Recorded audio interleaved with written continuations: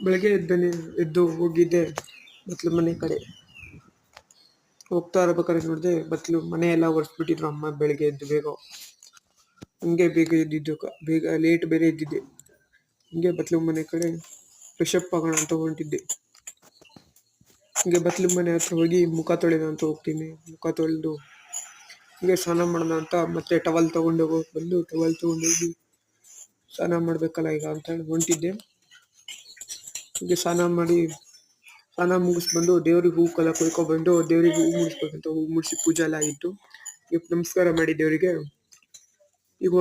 ಈಗ ಹೊಂಟಿದ್ದೆ ಅಕ್ಕಿ ಕಡೆ.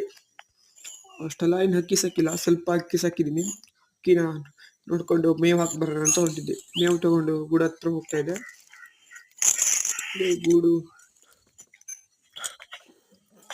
ಹತ್ರ ಇತ್ತು. ಗೂಡು ಹತ್ರ